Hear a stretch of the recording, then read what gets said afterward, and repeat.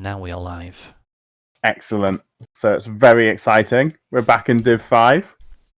Ready for another game. Still on game round 2, which we're yet to have our second game round as well, aren't we?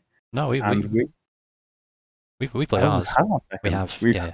I'm paying more attention to the casting than playing. Yes, these teams have only played one match each so far. These teams have only played one. From that, we have Killer Koalas, who are going to be on the left, and TSEA Link, who are going to be on the right. Killers lost their first game 2-0, and TSEA Link won their first game 2-0. So Killers got to prove themselves, but both these teams have quite an interesting match history, don't they, Poppin? They do. They've actually played each other 4 times before throughout the seasons. Starting off in season 9, when the Killer Koalas won 2-0. The following season, in round 1, just like the first encounter, TSEA Link won 2-0. They played again at the end of that season in the Epic Cup, where the Koalas won 2-0. And then they played each other for a 4th time, where TSEA won 2-1. So it's 2-2 in the lifetime standings between these two. Fair to say that both teams are veterans, and that they know each other better than we know them. Yes, definitely. So we could be seeing a lot of target bans in draft? Quite possibly, yeah. There's a few interesting heroes that each team plays. Killer Koalas, their most played hero last season was Lily. I mean, perhaps not the hero that most people fear, but it's an interesting pick to have as your main hero. The map ban's coming in now.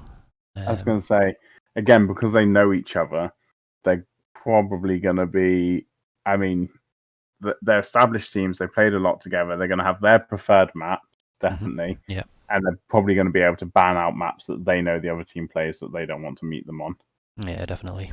So where you might see things like one team heavily favours the hacker, they might be going for the smaller maps to avoid plays like that. Yeah, well, TSEA Link, I think they definitely have acknowledged that. They've banned Dragonshire and Towers of Doom, which are 2 big hacker maps, aren't they, for him getting that global value. Yeah.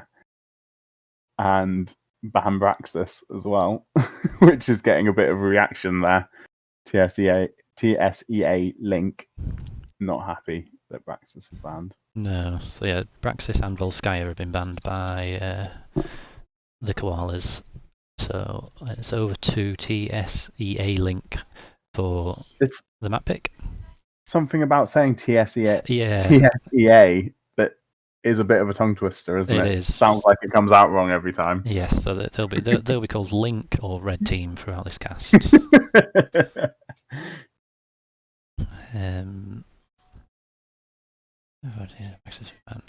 So. And of course, you could hear my dog barking. That means my Indian has just arrived. Don't cast with your mouth full. Don't forget. No. I mean, there might be a bit of naan bread being eaten. Well, that's fine, I'm sure. So, Red Team, Link are having a good think about their map pick. Let's have a quick look. So, in their first match, they picked Alterac Pass and Braxis in the first match. So we might see Alterac Pass again, that's still open. Last season, they picked Shrines, Tomb of the Spider Queen, and Alterac twice, and they have gone with the Alterac. So... Yeah, and again, it's one of those odd things that because the meta's just heavily shifted, but even at the start of this season, we had the towers changes. We can see teams really trying some different stuff to what they've done in the past. So even with teams like this, where we perhaps got that reliable history, they might still pull some wild cards out. Yeah, definitely. I'm expecting to see some strong mage comps now after this latest patch as well. So fingers crossed, Tassadar team wipes. Yeah, definitely. I think, if I'm not mistaken, Link did play Tassadar in their first match. They did. They also played Zul, as did Killer Koalas. So sort So of. both very much keeping up with the meta, and if those things don't get banned, they're happy to exploit them. Yeah, it'll be interesting to see if they do ban them out or not. Now, is there any interesting things that are banned out at the moment from Heroes Lounge? Obviously, the Imperious bug. Well, that's been fixed now. Has that been fixed? That has been fixed. So is Imperious allowed to use both ults now? Yes. Has that been confirmed in Yes, Lounge? he can use Angelic Armaments again. Ragnaros has been fixed on Cursed Hollow as well. So there's no heroes that are banned to worry about. ETC, Mosh. ETC Crowd Surfer is still banned. Terrible news. I know, it's your favourite talent. But that's about it for now. There is a few other bugs going on, but nothing new. Okay, nothing that's going to majorly impact on the teams. No, it's ones that teams have adjusted to sort of last season. And we're yet to discover any horrible bans that have come out from horrible bugs that have come from this latest patch. Yeah, not yet anyway. And I also want to take this opportunity to say that Pishwari Narms are the best Narms. You heard it. You heard it here first, everyone. And I am very much enjoying So, that. as someone has just pointed out in the lobby chat, we've got some very beautiful matching portraits from both teams. I know you love this, Umek. So yeah, I mean, you can't take a team seriously that doesn't have the portrait synergy. As discussed, we've had one team this season that had all matching portraits in Heroes Lounge as well. So obviously, that's the new next step up. Portrait synergies for amateurs. You need to have them matching portraits in Heroes Lounge. Exactly. I mean, koalas all have koala portraits in some way, shape, or form on Heroes Lounge. So that's quite impressive. Yeah, definitely. We need to up our game, I think, for our team. I know. Yeah, we're amateurs. We're slacking. Some of our team though seem to be playing Minecraft more than Heroes of the Storm at the moment. Outrageous. Looks like TSEA Link has a couple supporters in the Twitch chat already. So obviously that seasons and seasons and seasons in Heroes Lounge has picked them up a few supporters. Yeah, I mean they've been competing since season 8 and the Koalas since season 5. So yeah, quite a lot of experience between the two teams. And then here's the big question: are you going to be setting up betting so that you can take away all my points again? Go on, I can do that. Is it hard to manage while you're talking? So... No, it's just remembering to do it. Everyone is ready by the looks of it. Everyone's ready. We're all good. It'll be easy to remember because I'll be asking you who you're betting on every time. That's true. Right, so it's time for a scene switch. Let's go into draft. Beautiful transition. Wait, hold on, we've got a little black screen there. Nope, we're fixed. We're there. We're there. We are in draft. I love co-casting, letting you do all the hard work, eating my naan bread. Well, you do. Once we get into the game, you're the main caster. You do all the talking. Lies and propaganda. I just do all the watching. So what are you expecting? Bans? Lunar ban. That is definitely a popular pick for TSEA Link. So definitely a respect ban there. And they will have likely come up against that in the previous 4 meetings that we mentioned earlier. Yeah, now, Killer Koalas have played Arthas in obviously both of their first games of this season. Do you think that's worth banning on this map? It depends. I mean, I think you could exploit it as well. You know, I mean... Let them have it and let them have it and then just don't, pick heroes that can really poke at Arthas. He's got low mobility, hasn't he? So... Don't pick Greymane. Don't pick Greymane, pick heroes that can just kite him, basically. Easier said than done, but... Sort of the betting out. Yeah, I mean, the betting is obviously vitally important. It is. Koalas won the TSEA Link won the last time. that these two teams met, but it was a 2-1 victory, so Yeah. nice and close. Yeah, I mean, I had a quick look at some of the previous matches, and even the ones that have been 2-0s, like the kill counts have been very close. It's never been from what I've seen, it's not been a stomp either way. So yeah, fingers crossed, this is going to be another close match here. And Koalas lost their last game, so naturally I'm predispositioned to be supporting them as the underdogs here. They want Well, that that makes revenge. sense. Yeah. So Alstad first pick, very sensible for this map. Yeah.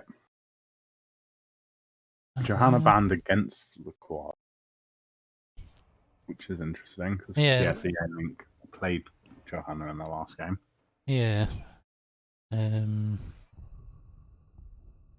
So will we see more split pushing in this draft, do you think, or not? Both these with this teams map? have played together often enough that they're going to come here with a clear strategy, aren't they?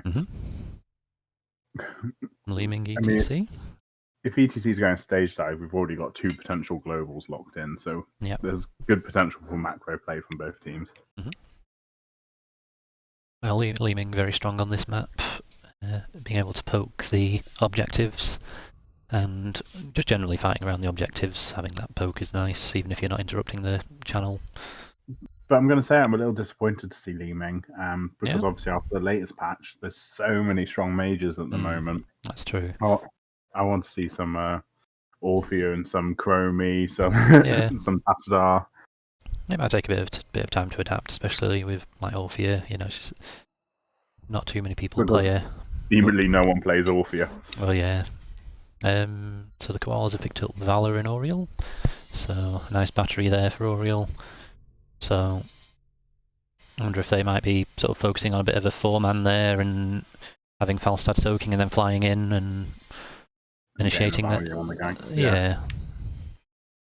Diablo ban from TSEA Link. Bit surprising. Not the best Diablo map.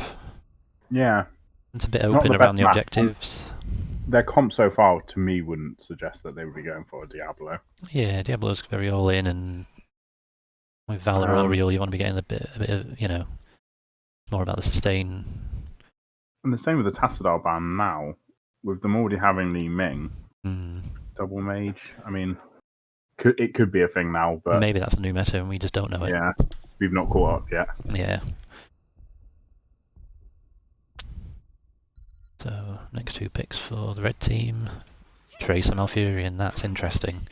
Newly reworked Tracer, supposedly very strong from what I've heard. I've not tried it myself, but yeah, I mean, very strong in quick match at the moment, so it'll be interesting in a bit of competitive play. I mean, I think this is a very good map for her as well. You know, there's a lot of open space to chase people.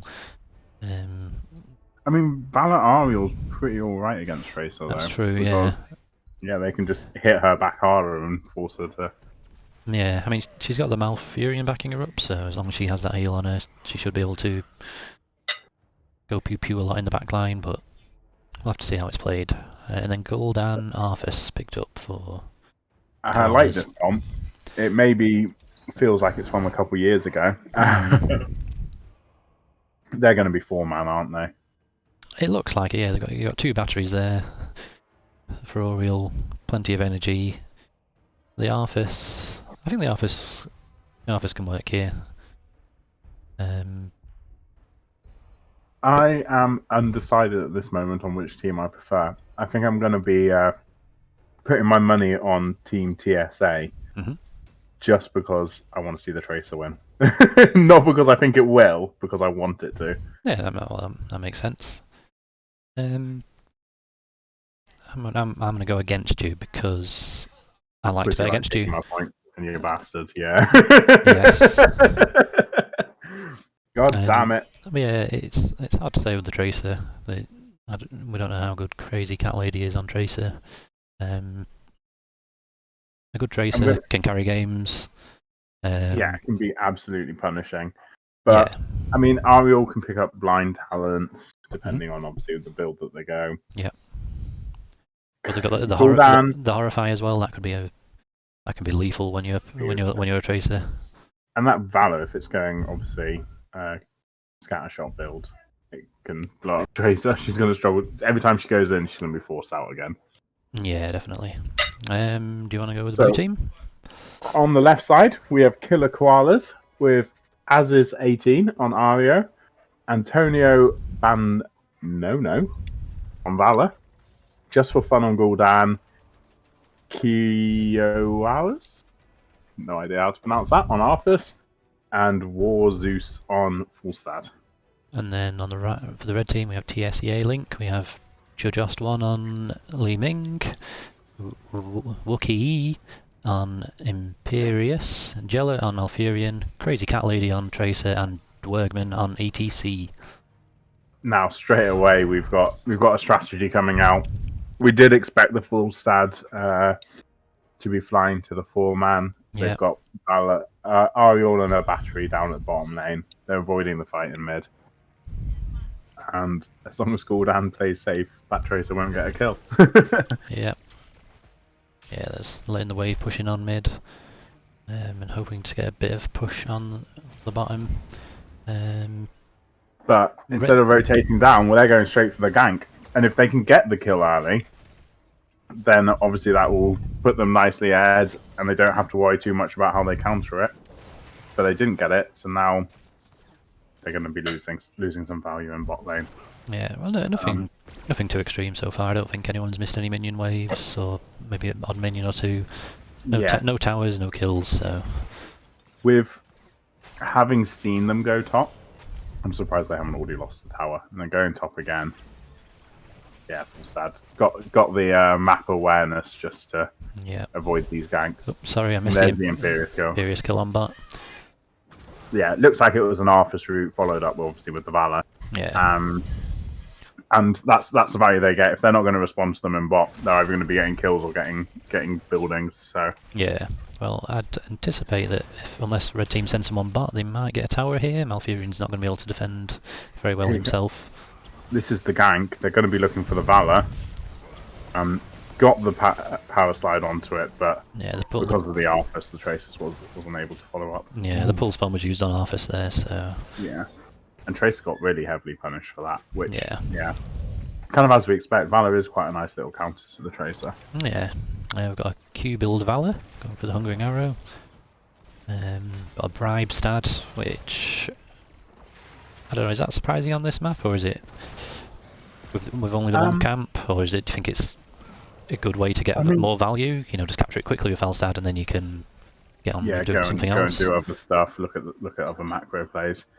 It depends how he plays it, doesn't it? Depends how good he is at timing that. Mm-hmm.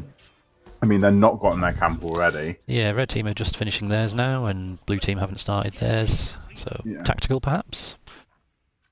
Yeah, they can obviously get it now, clear mid, and go to the objective. They've got enough time. They've got 18 seconds still. Yeah, it's just commonplace on this map to try to get it as quick as possible. But instead, both teams have just kind of stalled it out a bit, so they'll be fighting over the objective rather than looking for a second camp. And yeah, Killer Koala's just being a bit slow here, but they are going to have that chance to clear out mid before there's any pressure on their towers.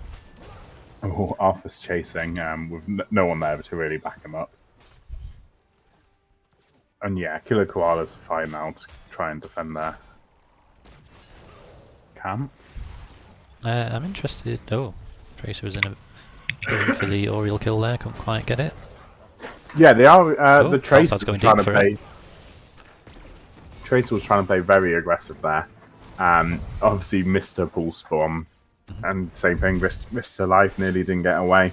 Yeah, I think you need to be aggressive as Tracer early on, especially before the Horrify. You know, you're relatively safe at this point as long as you don't just sit there while Valor wails away on you. You can afford to be a bit more aggressive. So yeah, it's a bit like the variant comps we see so often. Try to get as much value as possible before 10 really. Yeah, just a quick pick off here could get them the first objective or close to it. So a bit disappointed to be seeing a Hungering Arrow build from Valor. Yeah, I mean they could have half a mind on quick boss captures perhaps. Yeah, true.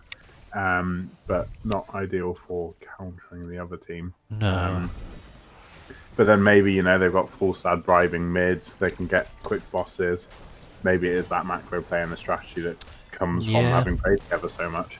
Yeah, quite possibly. Imperius gets the kill on Falstad with the help of Tracer, and ETC nearly goes down Yeah, in return. that Valor just being enabled to play really aggressively by a team.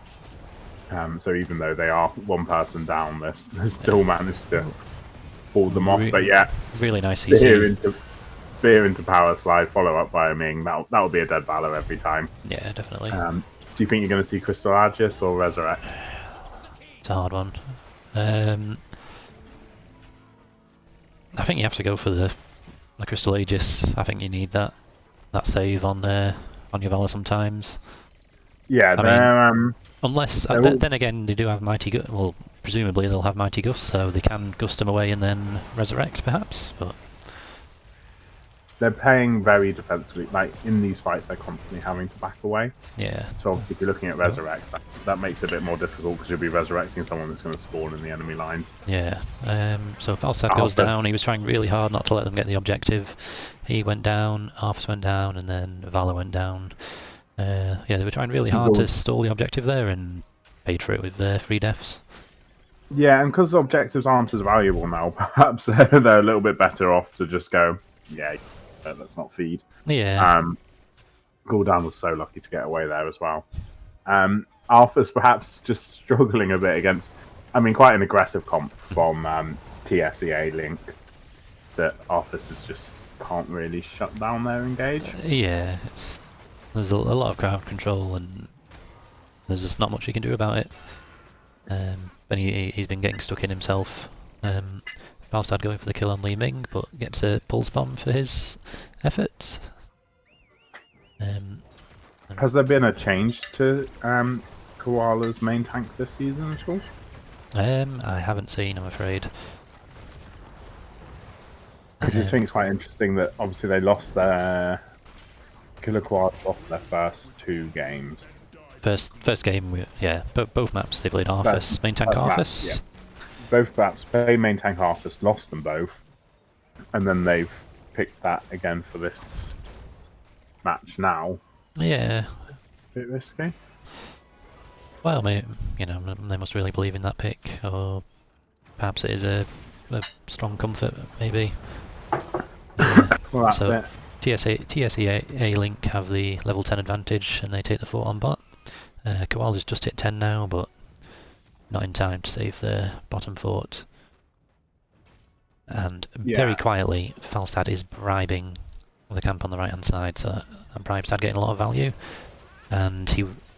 not getting out? Or using his Gust to get out? Using his Gust. 60-second cooldown. Yeah, so you should have it back for the next objective. Yeah. I don't know what value that's necessarily going to get. It's stopped them soaking bot. It's obviously drawn their attention away. Yep. But the timing on that, would you just be trying to look for it again almost just before they want to capture it themselves? Yeah, it's hard to tell and predict when they're going to do that. Now, I was going to say I wouldn't be surprised to see Red Team try for a boss now, knowing that Mighty Gust is down, but it's actually the Blue Team who look to start the bottom boss, but Red Team do scout it out and they back away. Supports that theory that Koalas are looking at bosses because they've got that Q build Valor. But yeah, they need to make sure they've got a bit more of a distraction first before trying that. Definitely. Or they've got numbers. They're pretty determined to try to get this ETC kill at bottom. That's a nice stun from the Ariel. Yeah, nice defensive route from Malfurion as well. But again, those towers just shutting down any thought of chasing that too hard. Yeah. Falstad's really pressuring that Imperius, isn't he? Yeah, it looks a bit back and forth. Imperius has been a bit aggro on him, and then Falstad's been giving it back. Yeah. He's got 2 people in top, and straight away Killer Koalas have reacted to that and gone for the objective. It'll be nice to see them get some Falstad value now. They didn't really get any before the first objective, so... Do you not count Falstad value there as having the Imperius and Li Ming come to him at top? So that's true. Okay, Falstad global value then. And here it comes. Arthas is in a lot of trouble here. He's getting locked down. He's got the pulse bomb on him. He's diving the Tracer in the back, but that's... Gust into the Horrify. It's gotten himself killed, unfortunately, in the back line. Yeah. Falstad went really deep for the Tracer kill and ended up dying himself, although she does eventually go down. Arthas gets kidnapped by Imperius and deleted. Valor trying to chase that ETC kill, and Ariel and Valor both dying as a result of it. By the time Falstad got there, his team were already half health. I was expecting the Gustas to disengage, not as not as an engage. Yeah, certainly. The Horrify was really good to follow up on that, but yeah, his team weren't able to. Well, before that fight sort of exploded, I was going to say TSEA Link have 13, blue team don't. Maybe they'll just try and, hold back, get the Falstad value on top, try and catch up on levels, but no, they went in hard. I mean, they nearly channeled the objective, so I can maybe see why they've done that, but... Yeah. Being only 4 seconds away is quite a painful time to lose it. Valor's in a lot of trouble there, but she just gets out. And Alpha's lucky to have Orbs missing him. They're going to have to give this objective completely. Yeah, it was just a forced team fight. I guess a bit of desperation to get that objective, and then obviously use it to catch up, and that forced the error. Yeah. But they're definitely still in this, and yeah, if they're going to be gusting into Horrify, there's definitely good opportunities for them to get kills going forward. Yeah. Interesting, Li Ming has gone for ore build, which isn't too interesting, that seems a bit meta at the moment, but she's gone for glass cannon as well, so I think she should be a high priority target for the Koalas. Yeah, I mean... Tracer's got a... Tracer is just as squishy, but she's got a good escape. Li Ming, I think they could exploit that. Yeah, definitely. When that Falstad dived the Tracer in the back line there, if you probably put that amount of damage onto the Li Ming, you might have had her. She wouldn't have had any escapes. And that objective dying very quickly in top lane. Imperius tanking the tower shots as well, so they're going to be backing. Yeah. They're making the sense. Sorry, go for it. They might get a tower on bot with the objective pushing on its own, or almost. I mean, certainly a considerable amount of damage in bot lane. Yeah. I'd be pretty happy with my position right now if I was TSEA Link. Yeah. They're looking to force mid now, and there's not really any chance for Killer Koalas to defend this. Yeah, they've obviously got the level 16 advantage, and you know they can go aggressively. From here, I would be looking at a boss. No, yeah. I was thinking that, but with a Falstad on the other team and a Horrify, do you think that could be a mistake? Do you think they've got a lot of control on the blue team? It depends how confident blue team are going to chase this. Yeah. I think perhaps if I was blue, I'd just take bottom. Yeah. Use the bottom boss and then try to defend the keep in top. Yeah. It looks like... As it is, they're just rotating a bit too slowly here. Yeah. They've probably not realised they've gone straight to boss. Maybe they thought they would be going to their bruisers, and then by the time the penny drops, now they're a bit late. Luckily, obviously, there isn't the globals, except for stage dive. There isn't the globals on TSEA Link. And with 3 assassins, they have melted this boss. And Q-build, which we mentioned earlier. Yeah. That's why they've got the Valor on this map. That is the strategy. I would be looking for the Falstad to try to bribe their bruisers now if I could. Yeah, link it up with the boss and... Yeah, you've got them distracted with the boss, get the bruisers, try to get some value there. Obviously, I don't know how many stacks. He's got 43 stacks at the moment. Where do you see that? You have to press the number 5 at the top. 5 at the top, and it should goes to Falstad. And then press E to go back to normal view. I'll leave such technical abilities to you. So red team getting out of the camp now. Yeah, they got the bottom boss. That gave them the space to then clear the boss in top lane, and they're actually not that much worse off now. So they've got all their keeps. Yeah. They can do this objective. Bit slow in realizing their objective was going to their camp was gonna spawn. Yeah. So they're now defending as well as having to obviously watch mid lane. Yeah. Well, they have just hit 16 though. So yeah, they've got 16. They don't want this to be a drawn out fight. If I was them, I'd be trying to get this done as quick as possible. Really nice stun from Imperius. He kidnaps the Gul'dan. Arthas is away. In a lot of trouble. The Crystal Aegis on Gul'dan, but I think he's too deep. Yeah. Oh, Imperius goes down. Killed back, but Valor dived in for it and then obviously resultantly dies. Yeah, that was a really nice route by Malfurion on the Valor. Yeah, that was a really nice forced fight from TSEA link. They obviously they wanted that objective. They went in, they got it. They had the camp pushing in mid. I don't think they knew Fullstad had left at that stage. I don't think they would have seen that. Yeah. But because Fullstad had left, there was no disengage for Killer Koalas, Yeah. and that cost them heavily. Definitely. So yeah, nice, and just a bit of a misplay. Just a question. It's only just clicked in my head that ETC's picked stage dive. Has he used it? Not that I've noticed. I really haven't noticed. If he has, he certainly hasn't gotten any major value out of it. No. He hasn't been on the off lane stage diving to the fight or any of the kind of usual stuff you would expect on a map this large. Yeah. They've managed to hold on to all their keeps. So again, they're still in it for now. I think they're going to lose mid, keep definitely in this, and possibly bot as well. Yeah. If I was TSEA Link, hate that name. I'd be doing what they're doing now, pushing bot, relying on the objective to put that pressure on mid by itself. Yeah, definitely. They'll probably find that Killer Koala is going to contest top now. Top will get value. Yep. It's a nice fight. Imperious is going down. He took a lot of corruption damage there. Falstad is going deep once again. He's getting caught out by the Tracer there. I mean, it was a nice engage by ETC. He pushed the Oriole into a really bad position. Tracer is cleaning up. Leeming resets everywhere. Alfurion nearly went down, but not quite. There's stage dive. Perfect timing. Stage dive. Securing the kill. Great stage dive value. Well worth picking. Yes. That's what we want it for. Never too early. Never late. Just right. Just right. And this is GG. I mean, nicely done by TSEA Link. They didn't also Valor cleared up the mid objective so fast they didn't even lose mid keep. But it doesn't matter because they lost the game. And that's what matters, yeah. Okay, the Twitch chat has told us we can call them Link because they do, so. Excellent. Good news. Thank you. Let us know why the TSEA. That's what I want to know. What does it mean?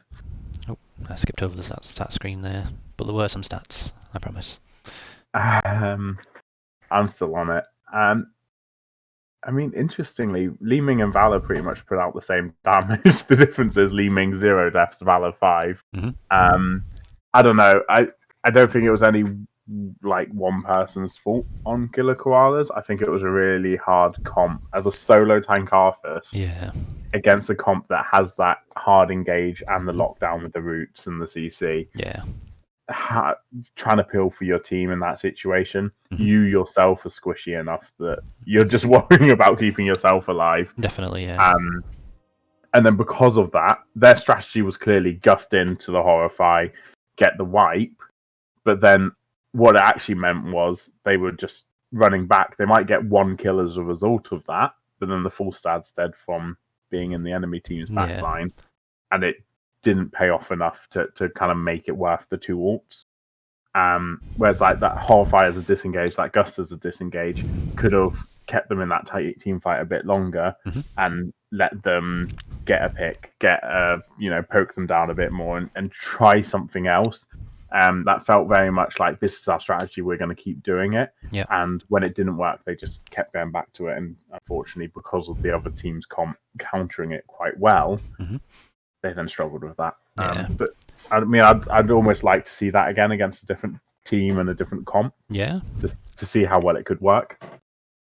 Davion Loon on Twitch chat you'll like this. You might get TSEA stands for Tilburg Student Esports Association. Oh, nice. Student Esport Association. If only there were still Heroes of the Dawn, right? I know, right?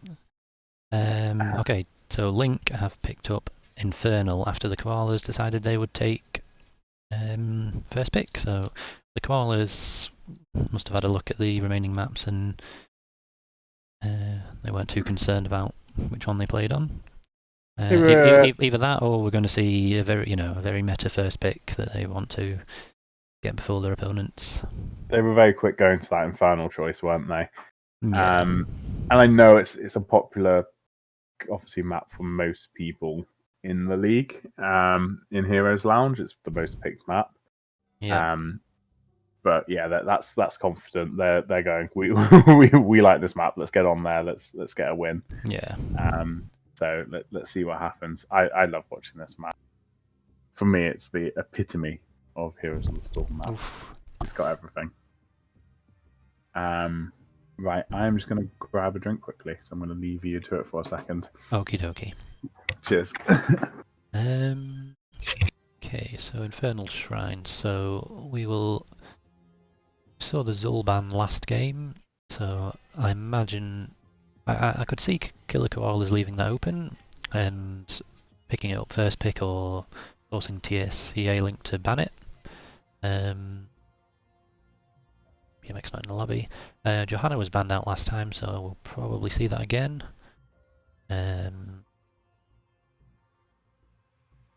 Again, unless Killer Koalas are trying to force one of those picks.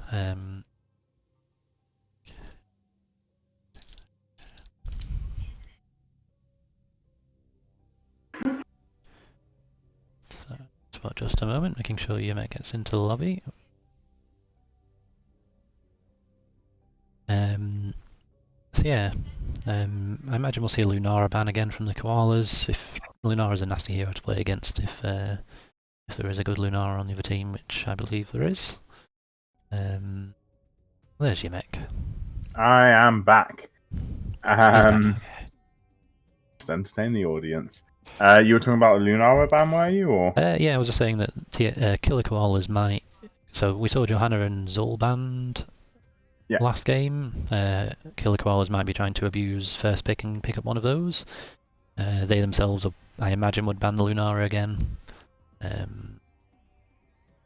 But yeah, well, be interesting to see what is picked up here. Yeah, I mean, this is one of those maps that in itself kind of invites quite targeted ban. You know, you see things like the Kel'Thas ban on this because of the wave clear. Even like if you know another team plays things like Kerrigan, it's like this rare map where you're like, oh, it's actually worth banning the Kerrigan here. Yeah. So yeah, you sometimes see a few different map bans, like kind of hero bans on this map, and I think that again makes it a little bit more interesting. I think because everyone plays it so often, you've got each team have their kind of strategies for it. The kind of more wild card things, you know, crazy things like Murkies come out on this map, don't they? So I wouldn't know. No, No. not at all. I also want to see who won the last. I beat you. I won the last bet. You got my points. That's a big relief because I was very worried when I bet 100 points. Part of me was thinking, do I even have 100 points to bet? So very good. I won that one. I also want to say I learned an important lesson, Poppin. Yeah. When streaming, do not eat spicy curry, especially if you don't have water to hand. I was fighting the urge to cough and sniffle through that whole game. Thank you for the advice. I'm sure the viewers appreciate that too. This is what our 5th cast, is it? Possibly, yeah. Learning, you know, the high end stuff now. Yes, these are advanced casting techniques. There's the Lunara ban, as we expected, once again. So yeah, I'm looking at Zol and Johanna at the moment. There's Zol banned out. I mean, if you know someone plays Lunara, this is again a great map to just ban them on. You don't want to let her through. Yeah, you can get really good value with the Wisp for vision on this map. There's a lot of bushes that can really scout out, you know, aggressive rotations and ganks. So pushing power, getting camps, destroying build. Lunara's got it all for this map. Yeah, well, Lunara has been buffed with the recent patch in that damage over time doesn't attract tower and fort aggro anymore. So, I did not see that in there. Yes, that applies for that applies for any heroes with damage over time. So obviously the initial attack will draw aggro, but that's it. So we see exactly the same bans as last time: Lunara, Stukov, and Zul, Johanna. I think these guys know each other. I think, yeah, quite possibly. It's almost like they've played each other 4 times in the past. Yeah, and maybe even more in scrims. Who knows? Not us. But here's the first pick for Koalas. They chose first pick, so I'm expecting something exciting. It's Felstad again. Felstad again. Now, do you think we're going to see the Alpha solo tank again? I would prefer it on this map to Alterac, which we just saw it on, to be honest. I Yeah. prefer it on this map, but it's just a bit risky. TC Jaina. Yeah. Do you think that we're gonna see Jaina picking a different build now after the talent changes that she's just had? I'm a terrible person and I'm not up to date with what talents were changed. They- Was it not just a small buff on 16? Yeah, they buffed her level 16 talent for the what's it called? I want to call it Ring of Frost, but it's not. Blizzard. What's the for Blizzard? So they've made it basically twice as powerful. Okay. The stacks. So Well, yeah, quite possibly you, then, yeah. I've quick matched a bit with it, Mhm. and honestly, if you get a Ring of Frost with a Blizzard on a team at 16, you can pretty much wipe out any team going. Yeah. But you've got to land that Ring of Frost into a Blizzard, which obviously is not Yeah. guaranteed.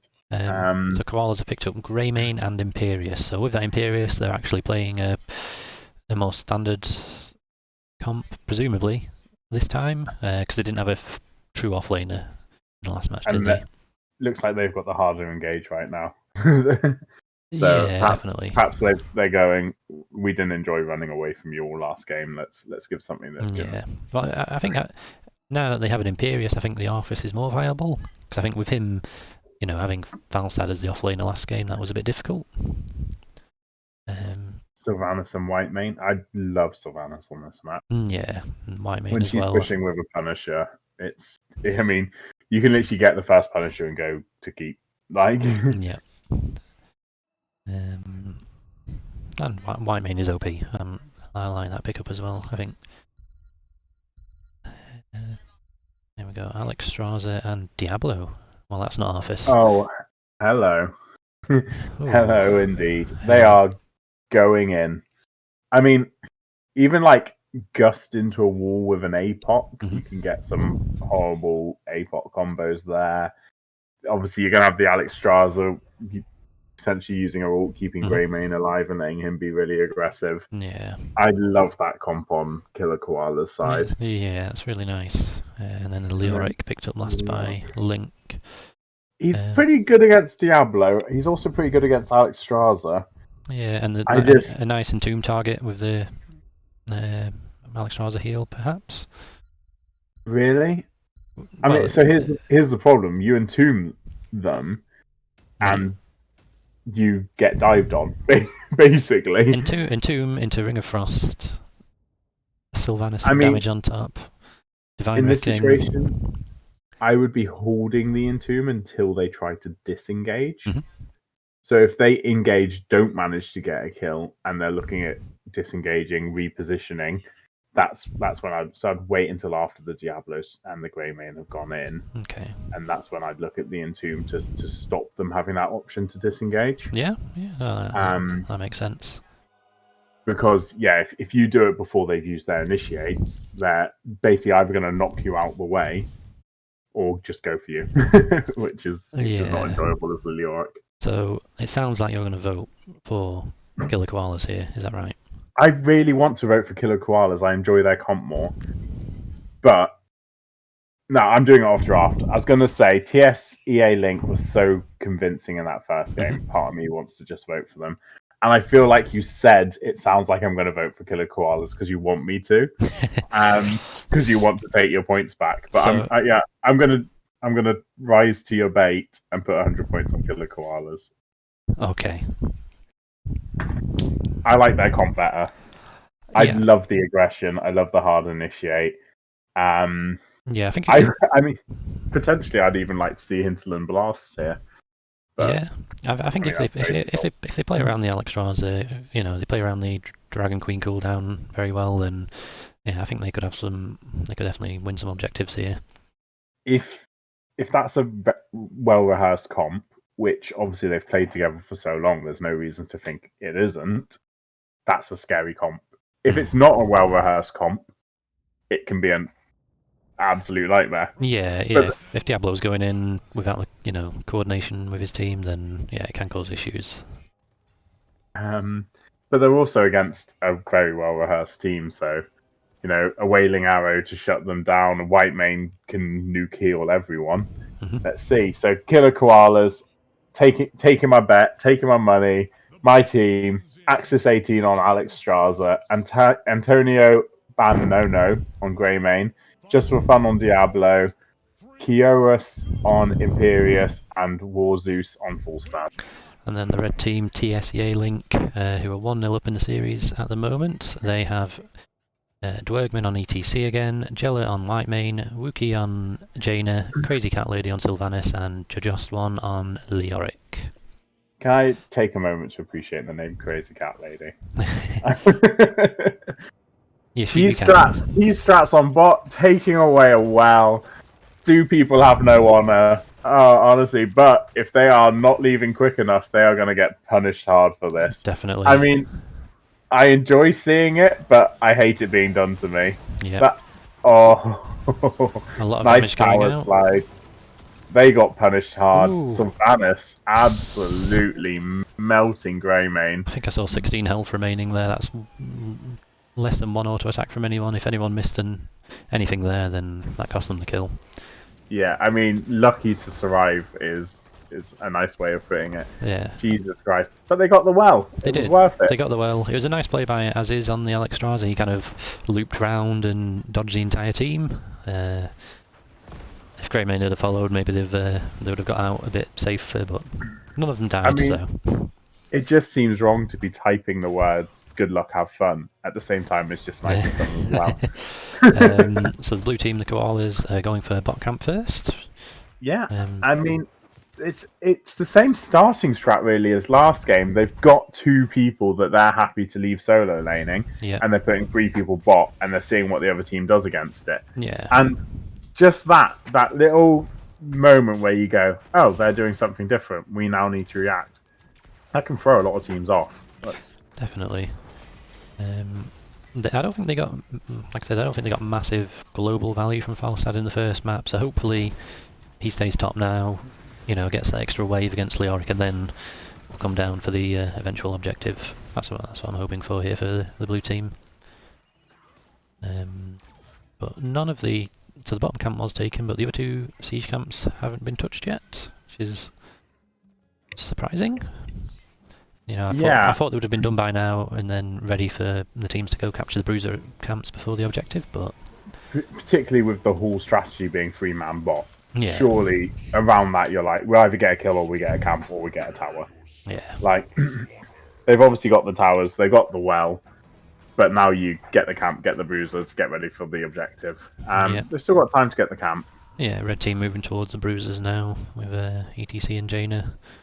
And the blue team are getting that siege camp on the left. Red team scouting out their sieges, making sure their opponents aren't getting them. And I'm just, in real life, having to fight off Nova. Falstad has captured the bruisers on the top left. He bribed the master minion there, and he's just finishing that off now. Taking the easy ones. That's a great opportunity with bribe on this map. You just need to use 1 stack every time, and there's a really nice stun by Imperius, but the follow-up wasn't quite there yet. But ETC's in a lot of trouble, and he goes down. Alex Straza works like an absolute god there to keep Imperius alive. Definitely. Obviously, he has his own self-healing as well, but it's not really kicked in at level 6. Yeah. He should have died there. Lucky to get away with it. Instead, they get the ETC kill. They win the fight. They win the objective. They've got 2 camps pushing. This is a nice start for them. Yeah, really nice use of the Dragon Queen to sort of keep everyone alive there.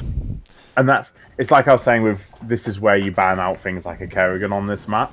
It's one of the rare times that it is worth considering banning an Alex Straza, because she's so good at getting the objective here. Definitely. You've got the dragon, you're going to win that fight. Yeah. Oh, nice spear. Nice follow-up from the Diablo. Will ETC get away? I don't know. Yes, but Diablo was getting quite low himself there. But there seems to be no more deaths at the moment. Punisher jumped in as well. I thought that could have been a nice chance for an extra bit of follow-up, but obviously these new fort changes keeping people playing sensible. Yeah, I think the Koalas are a bit unlucky there with how deep the Punisher went, and they had no minions, so they couldn't really go all in on both towers.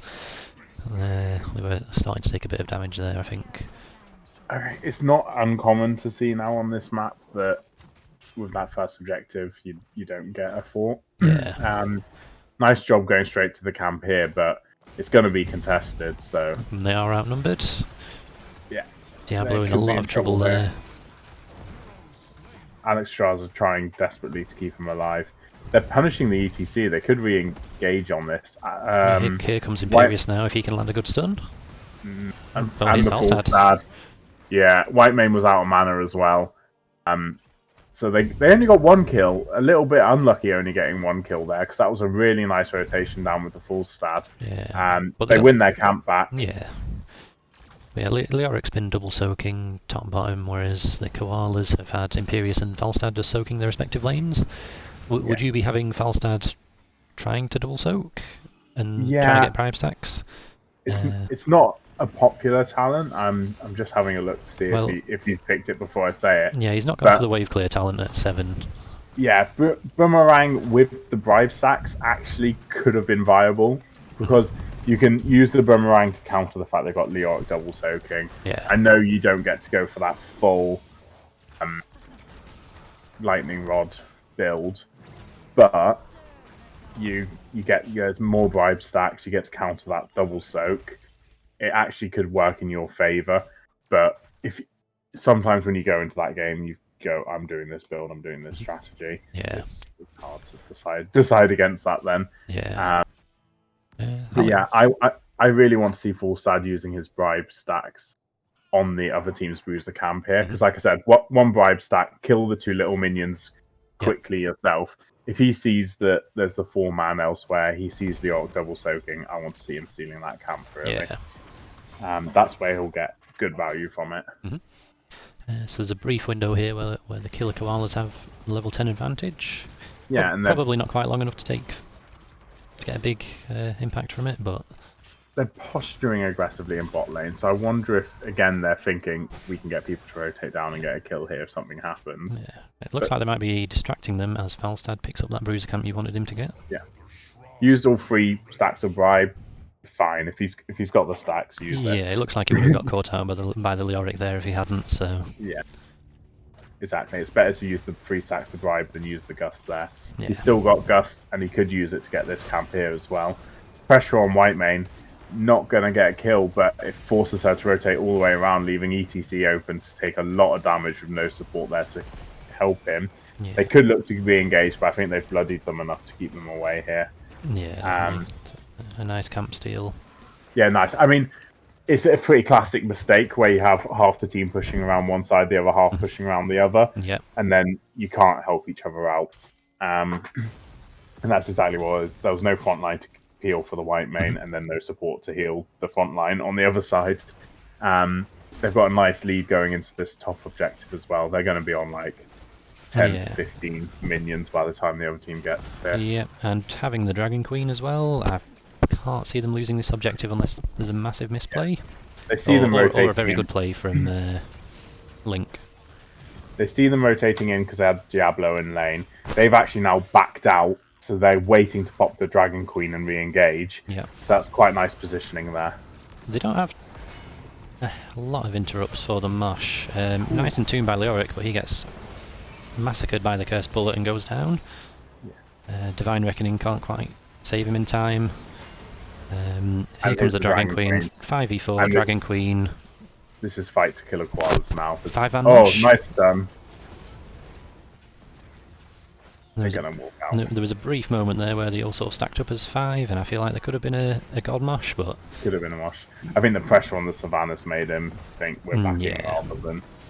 Well, the Dragon's down and they're going in hard on the Imperius. Nice pick on the Imperius, really nice pick on the Imperius.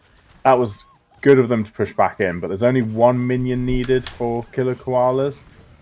I don't know who's going to be looking for it. I guess Diablo. But if they can't get this 1 minion, they're going to be upset. Definitely. There's one come out into the lane now, so...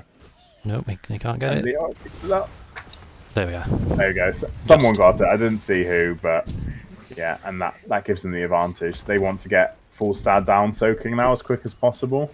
Liort getting stunned by the Punisher, that's going to slow him rotating down to do any soaking. Yeah. And do you know what? It was a really nice start to the fight for Killer Koalas.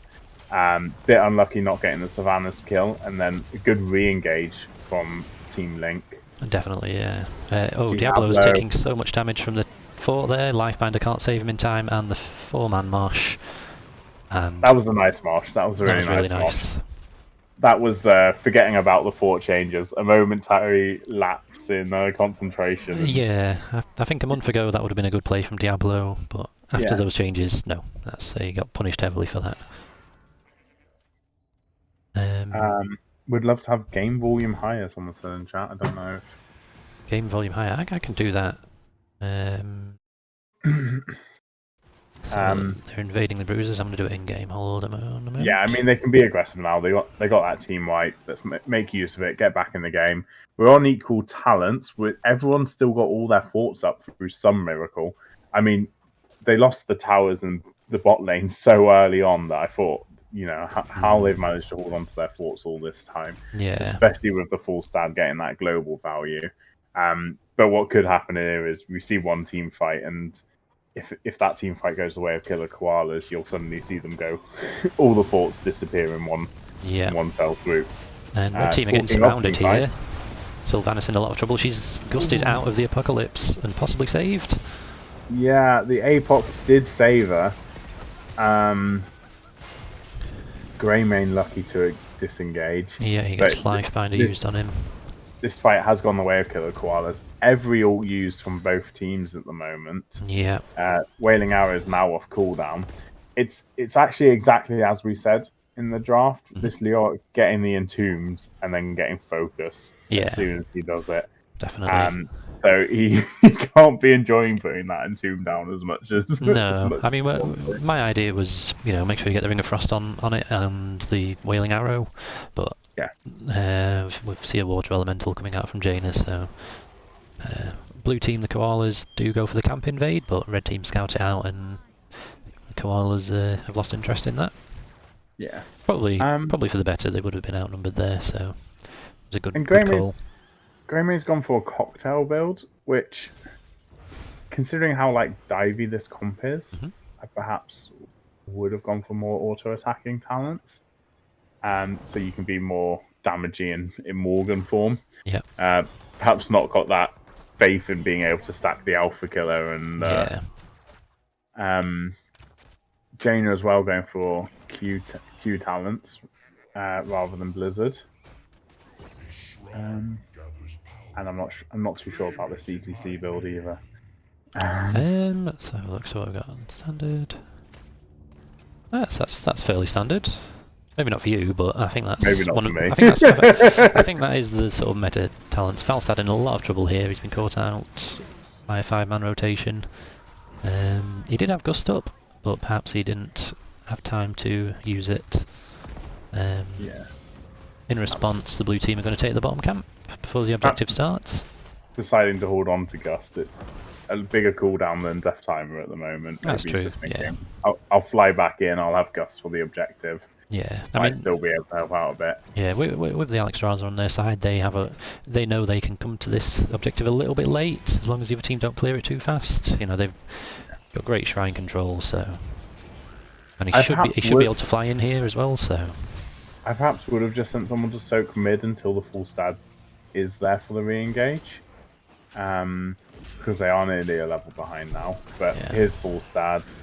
Here comes the fight. Yep, all heroics are up. Banshee's used as well. I'd be looking to push in here. Cool, missing the stun on the ETC, but there's a stun on Sylvanas. Divine Reckoning's out. And the mosh is interrupted. Very nice. Alexstrasza's a little bit isolated from the rest of her team. She can't quite get the heals on, but she's certainly been enough to keep everyone alive, which has been wonderful for them. There was a lot of the mosh pit getting interrupted by the APOC, a lot of kind of unfortunate situations there rather than perhaps calculated. But with that Alexstrasza, nice stun on the Jaina, but she's gonna get away, I think. Yeah, Yeah, nice good, kills from the good ETC. kill. But has he Yeah, given his great life? kill. Nope, he's fine. Ooh, So red team get the Punisher, and no Grey more Mane does deaths. not get the kill. Oh, yeah. And he goes Grey down. Mane. The greed there. I mean, they'd lost the Oh. Punisher. And they're being really punished for it now. The root just making sure that Imperius dies as well. Yeah. So they're going to lose the fort and probably a bit of the one or two of the towers as well, I'd say. Yeah. And White Mane going to soak mid. Going to tap. Yeah, they've lost the well on bot, so. Yeah. And then going to soak mid. Okay, they're letting bot just push and they're getting value elsewhere. They've got a level lead, so if they sort of get a bit of a soaking advantage here, they can get 20 they can earlier. pretty much paint the map red now. I would be looking to steal the bruisers while the other team clear out the siege camp, which is exactly what they're doing. Nice macro plays. They've gone from a position of weakness. They lost essentially the two first objectives, and now they're back neck and neck, and they're taking the lead, pulling ahead a little bit. So yeah, fair play to them. They kept calm. They've been fortunate, kind of getting away in the team fights. Obviously, that White Mane healing being a significant element. Yeah. Sylvanas trait value here, trying to steal a fort. It might be a bit greedy. Sylvanas is out, so the fort's going to come down. They've got pressure on that White Mane, but the White Mane just won't die. Divine Reckoning hitting too many heroes there, giving us so much heals. It's a nice mosh pit, but no death. Oh, Grey Mane's gone down, and Falstad finished off White Mane. Imperius is definitely low. Falstad dies to Jaina. So they've lost their damage DPS now. They need to get out of this fight. That Entomb coming out after all the engages happened, really keeping Imperius and Diablo out of the fight, letting the full stat and Grey Mane get isolated and die. No, it was a good engage from Killer Koalas. Like, it was a good decision with obviously them trying to force down this fort in top, but that White Mane self healing, all of them just stood in a ult. Yeah, but before she got crowd control, she managed to get that Divine Reckoning down and some zeal on herself. So you don't kill a White Mane if that happens. Yeah, not if you're stood on it. But I think it was it didn't go in their favour, but it was a good fight to take from Koalas before their opponents hit 20. I think you have to take risks like that, because they are still quite a way off 20, whereas Link have reached that now. Yeah, I mean, it's that turtle up stage, try to get your soak, try to make sure no one else dies now, get to 20, and come back into this. Make sure you win me my 100 points back. We've got Bolt of the Storm from ETC, so we might see some good mosh plays here.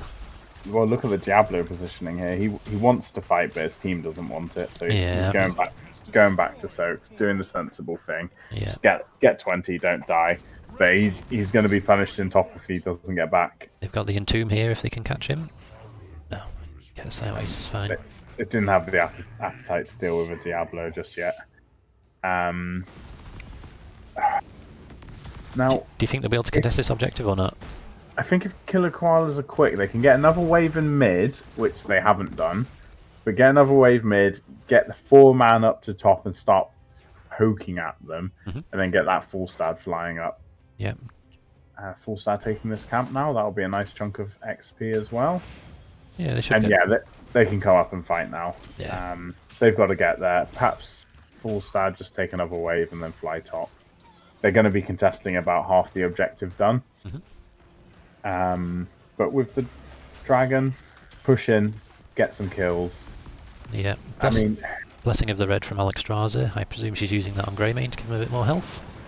There's the wind tunnel into the park. And it's stopping the White Mane healing a bit, but they're all stood in a ult again. Mosh pit. White Mane does go down. Nice Alex heal, getting this dragon value now. Diablo stun on the Jaina. Grey Mane falling to Sylvanas, but then full star finishing Sylvanas off.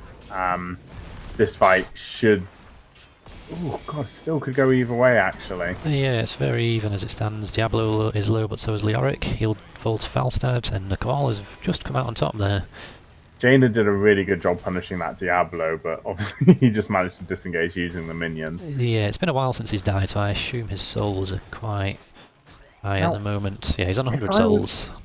I was Jaina, I'd be using my Leoric to scout this out, and I'd be trying to throw some Qs in there. Yeah, you could throw a few blizzards in there. Yeah, because I mean, you could put enough pressure on them to really have to focus on keeping you out. Yeah, yeah, I think they could just about sneak it here. I mean, It'd be risky, but away. But you've got that Leoric to scout it, which he isn't doing. And he wasn't even using his. Yeah, he wasn't using his. Yeah, his death timer. An interesting choice, but yeah, that could have still gotten them enough of the objective that they could have won it. There's the white main ult, effectively wasted. Nice wind tunnel. They've got to kill this ETC here, really. Nah. It's very close on the minions, but blue team, the Koalas, do manage to confirm it. Yeah. I'm on the New York. So there's no Mighty Gusts, no Imperious ult, no Water Elemental. The Punishers just jump, so they're not going to get that for a little bit. They have to be careful pushing in here, Killer Koalas. The Koalas did just lose their bot keep to minions. Oh dear. Oh dear. I mean, 85% Punisher, you try to get the keep back here. Definitely, yeah. But you've got that's 2 catapults, is it, what? So, 2 catapults, bot. Yeah, they need to be decisive here and do their business and then get out. This auto attack talent on Greymane with the splashing auto attacks does pretty much guarantee that he gets focused by the force every time he attacks. ETC got deleted then, but the Silence and Tomb follow up. Mighty Gust comes out. Really nice and Tomb. Imperious falls as well, under pressure from the Keep and Jaina. Diablo only just got out there. That keep changes really punishing them, and once you're in a Silence and Tomb under that keep and you're taking shots from it, you've got no chance whatsoever. Yeah, nice E from Falstad over the wall there. Falstad going to be very, very lucky and a very good E to get out of this. Yeah. It looked really good there for a second for the Koalas. They got the ETC kill. He got absolutely destroyed with the Cursed Bullet and the follow-up damage, but that Entomb was just on point. And I feel like the Koalas were very lucky to keep those 3 heroes alive at the end there. I thought they might have lost more, but with those 3 heroes still alive, they're able to defend this keep for now. Davion Alun, who I know is one of the TSA players, saying, I was wondering what the snowman was. Didn't realise it was the water alley at first. Just a random snowman Good appearing thing in the Nexus. On your team, not the other team, that you didn't realise where the damage was coming from. So they weren't able to get the keep there, so slight structural advantage for Link at the moment. Teams picking up their respective camps. Koalas look like they might be going for the bottom siege. Yeah, it's a nice decision, seeing as they're going to be able to get it no problem. It's going to help them deal with that bot lane pressure a little bit as well. Yeah. Falstad obviously just picking up their own bruises now. They want to get out of bottom lane quickly, though, before they get ganked and before they get in trouble. Yeah, I mean, Lyric's top, they might have just seen that. They can afford a bit of a shove on this fort, perhaps. They've got no minions coming in behind them, though. Yeah, they could perhaps support the siege camp a little bit. Yeah, they're deciding to back now. Falstad clearing mid, and at least that's one positive that's come from that positioning. Bought Falstad some time. They're gonna have to clear top as well. At about this stage, you think about getting that Falstad top so he can fly down to the objective. Yeah. Personally, though, as soon as I see this other team in top, I'd be looking at getting that bot fort or mid fort. Yeah. They've got to clear and de-push bots as much as possible before the objective, because else they'll get halfway through a fight and realise there's more catapults on their core. Obviously, they've got the advantage that they're going to be in bot lane, so they can kind of interrupt it and slow it down a bit. If I was them, I'd want to be trying to get to this objective quickly. Yeah. Falstad just finishing off clearing top now, so he should be able to join the fight shortly. As Link What do you makes a think? start on the objective. Yep. What do you think about these APOC Gust combos? They've Uh, been pretty unfortunate so far. There's been a Last couple objective, it was very nice, so it's just all about that execution. They Oh, used... that's a nice wind tunnel securing that Leoric kill. Yeah, That's enough. I mean, at level 20, just having one death is a significant difference for the fight. definitely. So the white main ult Divine Reckoning has been used. Yeah, Dragon's used as well. Here comes the Mosh. On one person, But the he's going to APOC get used to interrupt heavily it. punished. Yeah. Nice save on the Imperius. And here comes Greymane on the Jaina, who's getting some absolutely amazing heals from Whitemane again. Oh, Diablo, the greed. No, don't do it. Don't do it to yourself. Might be going down. Oh, getting away. And they're going to get this. They're going to absolutely breeze through the fort here now. So they're going to get a keep with this. Do they get caught? I don't know, because Fulsad's going to have to clear mid, and he's going to be too slow for clearing mid anyway. Don't know if it was worth him backing there. He might just regret that. Hopefully Yeah, he's got... he did use flight just before that objective, and he's not gone for epic mount, so I don't think he'll be able to catch up with his team too quickly here. That could be it. Oh, no. Nope. We eat our words. Here he comes. I don't play Falstad. I have no idea what the cooldown is. Something to get a camp, though. I just... At this stage, I don't see the value in it. Yeah, I think they really need that keep here, just to sort of even the map out a little bit and put some pressure on. Pressure off them. Yeah. Now that they've lost mid keep, that's, you know, twice as much pressure as there was, so... Wind tunnels off cooldown. They can look for another gank, another pick here. Yeah. They just need to be hitting that keep. Don't look at the fight. Don't do that as a Diablo and aggro any keep onto you. I know it's frozen now, but not for long. Yeah. Okay, they get the keep. But okay, they got the keep. Here's the wind tunnel. Counter the Entomb. Counter the Whitemane ult. Yeah. I would look for the fight now. As soon as I see that Whitemane ult go down, I think get that fight, because that's what's killed them so many times, is when they engage and Whitemane puts that ult on them.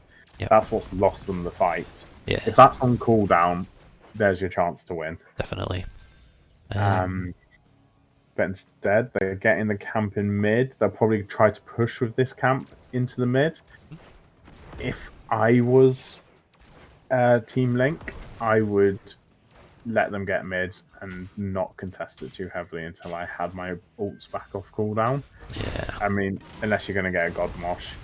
Obviously, ETC's picked up Bolt at level 20 as well, not Death Metal, which is painful to see, because I think he would have gotten a lot of Death Metal value. Every time he has died, the team's been grouped up around him. Yeah. Fighting over the Bruisers. Bit of an odd choice. Well, they do have the heroic advantage for now. Wind tunnels used and water elemental. I just don't know why you wouldn't have gone straight for that mid fort. I mean, they're going to go for it now. But I think that would have been an easier place for them to fight. Well, Entomb is up, but it narrowly misses Imperius.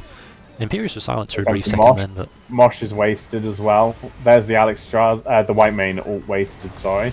And there's a this nice fight's going to go Killer Koala. Oh, Killer Koala. Sylvanas Whitemane go down, they were caught in the APOC. Jaina's very low, surely she's not getting out? And ETC is not getting out after that power slide. Oh, he is. He's alive. Lucky. Is this going to be enough to defend with? I mean, no. The Leoric ult is a very low cooldown, and with the poor damages, he might be able to pull something off. But they've got a grey main. I think they'll have Dragon Queen as well now. Yeah. If I'm not mistaken, there we go. Yeah, it's as long as blue team know how to hit the core, then it's GG. I don't think you can. There's anything the red team can do here. They might be able to get a kill, but with a wind tunnel. Yeah, there's the life binder on Diablo as well. Oh, well, very nice. That was very back and forth. I thought that red team looked like they might have had that one, and then some really good fights from... I don't know what Koalas. To say. That was such a nice come back in the mid game by red team, wasn't it? Yeah. That final fight, which I'm now watching on the stream again, they just 3 ults in a row missed in that final fight. They missed the Entomb, the Mosh missed everyone, then the Whitemane ult missed everyone as well. And I mean, the Mosh, as soon as he did it, he was overextended and dead. The White Mane overextended to try to save that ETC. Mm-hmm. They weren't able to pull back. But I think as soon as at level 20, as soon as I see 3 ults miss, I go disengage. We're out. Yep. Like we don't want to keep fighting this. Let's just run. Yeah. And Killer Koalas did a good job of just going, nah, we'll have this. Thank you. Got the kills, won the game. Painful way to go if your team Link. Very painful way to go. I think they worked, like I said, Killer Koalas got the early game. Yep. They worked really hard to claw that back. They had a nice lead. And yeah, I mean, what can you say? Like I said, Killer Koalas had the gust into the Apox, kind of missed a few times. They were getting heavily punished by that White Mane ult, where she was getting them all grouped up on it. She was healing herself and her team like an absolute legend. Yep. Keeping them all in the fight, getting the counter kills. And then eventually there was just enough pressure from Killer Koalas that a couple of the White Mane ults missed, a couple individual picks, and it brought the game back. And one team fight cost it for them, really. Yeah. I think it's going to be, after being critical of the Falstad play in game 1, I think they got a lot more value this game. I thought the gusts were on point. Obviously, like I mentioned, a little bit of anti-synergy sometimes with the Apox, but there was one towards the end where they isolated the rest of they gusted the rest of the team and isolated the Leoric. So, yeah. I don't know about anti-synergy, because the strategy is you gust them onto the Apoc. Yeah. And it kind of works. Some of the times they would get 1 or 2 people. Yeah. In one of the fights, I think it did get like 4 of them onto Yes, it did. Yeah, on top. Yeah. But there was then a couple of times it didn't. So it's one of those where that is a hard combo to land, a really hard combo. But that's why I put my money on Killer Koalas in this game, was because if they landed those combos, it's an absolutely destroyer of a comp. Yeah. But landing those combos, I mean, as they proved, it was difficult. But yeah, it came off. It's nice. It's nice when the exciting comps really. Yeah, definitely come through as well. I'll be back in 1 minute. Cool. Yes, so 1 second. We are now going to be going into the third game. It's 1 each for Killer Koalas and TSEA Link. As we've previously said, these teams have actually played 4 times over the past 3 seasons. So this is their 5th match against each other. I imagine there's going to be a bit of nerves on both teams as well going into this final game. Killer Koalas have just said they're going to be taking a quick break before the next game starts. Team Link are going to be first picking, so it's down to Killer Koalas to pick the map. So we just wait to see what map they pick. But as I said, they've just asked for a break, so it might be a little bit longer. It's not. It's Battlefield of Eternity. Interesting choice, because both of these teams have been playing quite macro-heavy comps. So obviously taking it to a 2-lane map, might see something a bit different from them. Might see the full stat not picked this time because of obviously only being 2 lanes. And yeah, we'll just have to see what they end up picking and what they end up banning out here. The bans have all been the same in the first 2 games, taking the Johanna, the Stukov, the Lunara, and the Zool out. So we'll see if we get those same bans again. I don't think there's necessarily anything from the last game that they might respect ban. The Alexstrasza was a big factor there, but she's not anywhere near as useful on this map. Like I said, Full Stad played very well, but this is perhaps not the map for him. So I expect to see quite similar bans, but hopefully fairly different strategies for this one. Both teams are going to be fairly tense. Both teams are going to want this. Fifth match between them. Third map. Sorry, in this match. So down to the wire. I'm looking forward to the drafts, and I wouldn't want to place my bets now before seeing the drafts. That's for sure, because it could go anywhere at this stage. Definitely. I could hear the rustling of you coming back. What do you think to the Battlefield of Eternity? I think it's a good choice from the Koalas. I think they've shown some very good team fighting so far, and this can be a team fighting map if you make it that. I was going to say, I said both comps have been very macro focused so far. Yeah, but I think I liked the the Cursed Bullet and the Gust and the APOC, and I felt like Koalas were very on top of that. Yeah, I mean, White Mane did as white mains do anyway, but obviously that their player as well on the White Mane, great job healing up. But that Leoric, every time he put that Entomb down, was getting punished. Yeah, and he got some really nice Entomb kills, particularly once he obviously got the silence at level 20. But yeah, the team fight from Killer Koalas was, I mean, it was something to behold. That Diablo diving the backline every time, putting that pressure on them. Let's see, and I think we could see not necessarily like full cheese comps, but obviously some interesting strategies coming out here from both teams. yeah, definitely. Let's have a look. Sorry, just a moment. Just a moment. I want to know what you're moment. doing. So, Pop and I took more of your points. Yes. Oh, you did. Yeah, that's a shame. And I mean, be honest, you were trying to bait me into betting on Team A. Wait. In the Yes, you last won't, game. teammate. I was, and it was a massive mistake.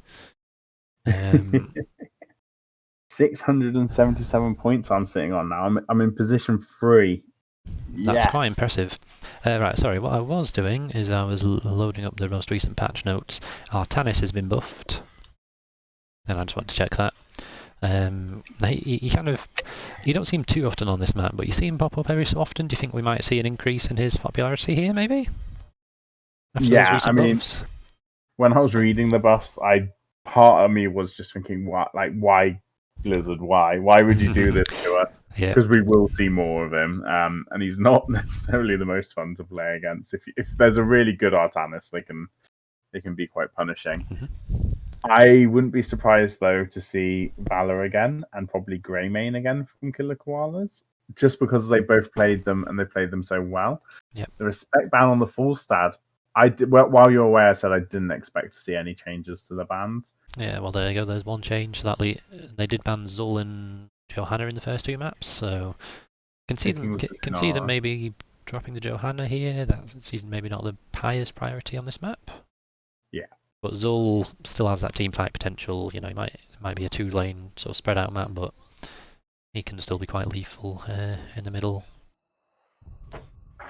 Yeah, I think just because I think out of the heroes we've seen played by both teams so far, none of them particularly the strongest on this map. That's why I didn't expect any changes. Yeah. Because it was like, okay, you could ban the Alex Straza, which was a huge impact, but Alex Straza isn't great on Battlefield with Eternity, so let it through. I do think that Alex saved the day on so many occasions. Yeah, I think she was probably my MVP last game. Yeah, I'd agree with that. The Koalas banning out Johanna this time, possibly seeing that Link didn't ban it, so they might have been looking to first pick it. Perhaps it is a hero that they like to play, so I think that's some good reactive banning there. They banned Stukov on the first 2 maps, so now that's open for Link if they want to go down that route. Yeah, I quite like Stukov on this map because you get 4-man bot. You can stack your Stukov very easily on bot lane. Mal'Ganis first pick. Sweet Mal'Ganis. The unkillable. The unkillable. Who, I mean, obviously as a tank player, I was quite vocal in our Discord about wanting to see some tank changes in this patch and not seeing any. I cannot believe they haven't nerfed Mal'Ganis yet. Yeah. He's so strong at the moment. So, yeah, looking forward to seeing him play. And there's the Greymane again. There's the Li Ming. Li Ming very strong on this map. Yeah. Particularly going for the orb build, which we have seen a bit of. I think great choices so far from Killer Koalas. Yeah. There's the Stukov. Finally. if you respect it enough to ban it in the first 2 games, I'd look forward to seeing that. Yeah, I think it's like you say. I think it's a good map for Stukov. Quite a few narrow choke points as well, so to put down the silence. I think Fighting around the objective, fighting in yeah, that bot lane. You're just, and I mean, if you even if you don't get your silence down when you're fighting around the boss, that can be around the immortal. Sorry, that can lead to a lot of kills. yeah. So Link ETC ban. ETC ban. He had some great peels in the last game. Yeah, and in the first game he played very well as well. That said, Dwergman is the main tank, so Well, I'm a little so surprised what to I see was the going to ETC say, ban. it is a bit odd, but then when you've got a Mal'Ganis, you can have a Mal'Ganis and ETC, and they can essentially both flexibly be the offlaner. Yeah, that's true. So you can kind of play it that way. So I guess there's a reason to. And if you've got that Morgana CC into a power slide, Yeah. you're CC'd for days and you're going to struggle. Yeah. The Diablo respect ban back at them. A lot of respect being shown in the bans in this match. Yeah. I suppose when you've seen that grey main, you're probably thinking, don't want that following up. Artanis. Yes. Main tank Imperius? Question mark. Yeah, it's a bit unusual. I mean, I think on this map you could get away with that. They've got a good race with Artanis. Like, it does look unusual, but I don't. I like the look of it. I think I this is don't hate interesting. it. Yeah, that's what I mean. Sometimes, maybe a few months ago I'd have looked at that and said, "What on earth is going on?" But I love the Artanis, the Arthur's pick though. yes, I think that Arthur's pick has just won them the game.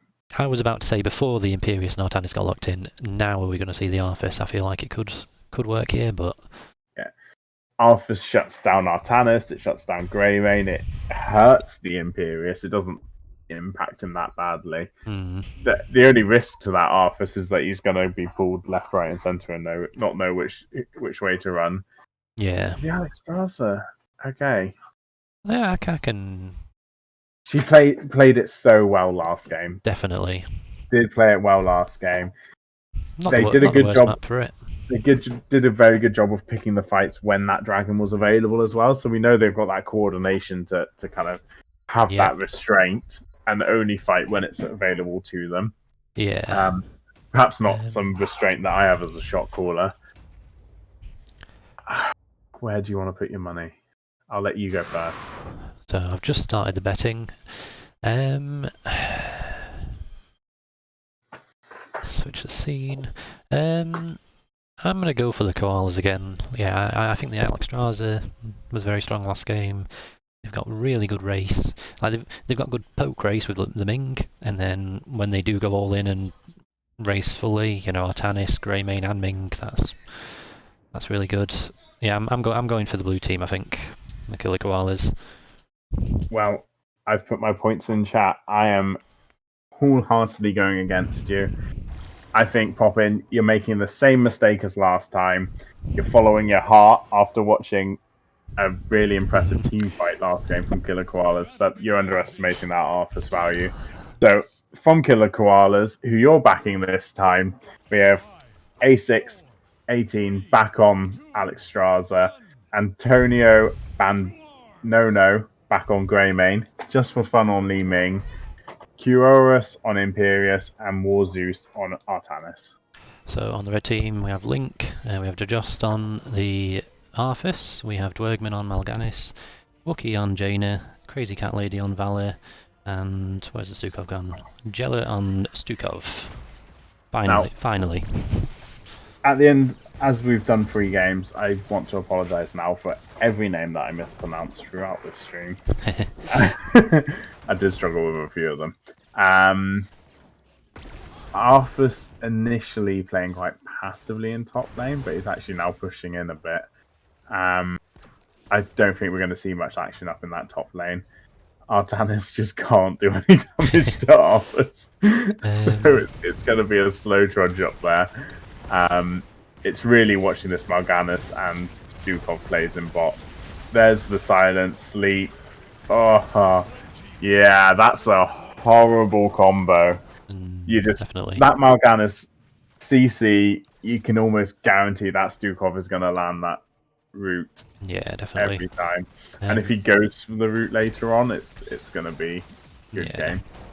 You need to already, as Killer Koalas, be thinking, how do we counter that? What do we do to make sure that Stukov dies as soon as he puts his silence down? Yeah, so the Imperious kill gives them space to pick up the siege camp on bot very early, and the damage from Jaina and Valor just absolutely melts it. And there's another nice silence on this Stukov. The Mal'Ganis put the Li Ming to sleep, and Stukov was trying to get down to silence her, but had the sense to realise she was going to wake up, so didn't try putting the combo down there and instead saved it. Yeah. Not a whole lot of chance for Team Link to push in, really. They could be putting some of Jaina blizzards down at towers and stuff for the guests at the moment, but really it's about, for them, getting kills, getting those silences, and making sure they get the camp. So they've done a nice job at so far. Yeah. Having had that kill, they've kind of etched out a quarter of a level, well, half a level lead now, really. Yeah. No surprises with the talent picks, I don't think. Q-Build Valor, Alex Straza going into the E-talents, similar to Game 2 again, apart from at level 4. Oh no, well, last time they didn't go for fully, just partially. Did Alex Straza go for the flame build last time? Mostly on level 4, she went for the healing circle gives movement speed instead of the slow on the E, but she did go for the cooldown quest. We had another Stukov silencing bot that nearly got the Imperious killed with a nice follow-up from the Valor. Now they're going, both teams choosing to, I don't know, Killer Koala choosing to defend here. Artanis is absolutely melting the Immortal. So, yeah, Team Link are going to have to defend the next phase, I think. Yeah, someone in chat just voted for both teams somehow. Clearly I didn't tick a box on the bot to say, don't let people vote twice. I mean... This is a tactic we should have adopted. Anyway, both teams are racing. He bet B twice, didn't he? No, he did. Okay. Yeah. A very exciting race we just missed, and it's the red team who won it very narrowly, 339 points on that shield. So that Valor race is really... Yeah, Valor outdoing Artanis, sorry. Just slightly though. I would still be looking to defend, I think, if I was Team Link, because they've got that CC kill chain combo. Yeah. If they're doing that around an Immortal, and there's like stuns from the Immortal follow-ups on anyone, they're going to get horrible damage out. Definitely. So they've got the towers here. Probably not too much more, unless someone steps out from the Koalas. No. I'm surprised when they got the tower that they didn't straight away try to get the well. I think they had enough space to get that. Yeah, I think with the Valor and the Jaina you could probably take it down pretty quickly, but... Yeah. Now, you're going to see an Imperious sleep here and a Stukov silence. Nice positioning from the Link to put pressure on that Stukov, but... Nice sleep from the Mal'Ganis there. The Dragon Queen does come out, but it's just too late. Yeah. I mean, no deaths there. The camp got cleared very quickly. It was just that bit of extra XP, really. Now the dragon's been used, I think they could look for another fight here. Yeah, Alex Raz's got 9 out of 20, I think his stacks for... I'm going to check that. Yeah, 9 out of 20 for the Dragon Queen cooldown, so it's unlikely that she'll have it up for the next fight. Yeah, she's going to want to fight here as well. Once you've got that quest and you're trying to stack it as quickly as possible. You know, during the Immortal phase, you don't have that opportunity to do that quest. So this is your chance. You want to get those stacks. So when you've got Greymane going top to try to get a camp.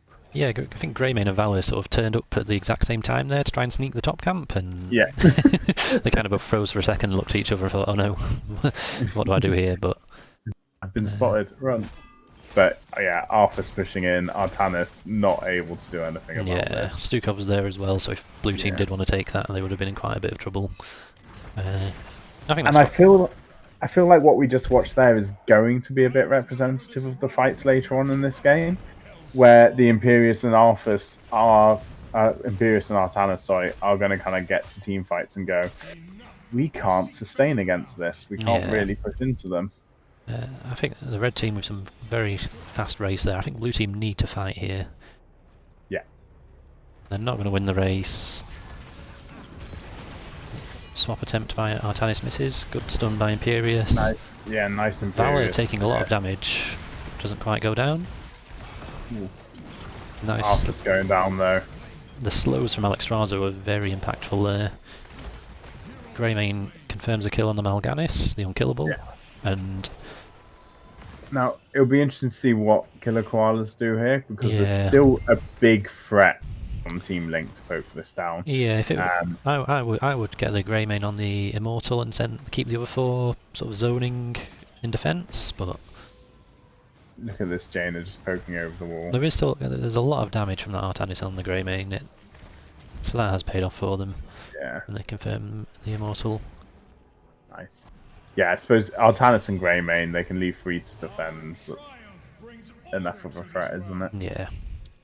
So 2 going back for the red team, Valor and Arthas for now. Valor probably coming up to defend. No ult picked yet for Arthas. Do you think he's going to go Syndra?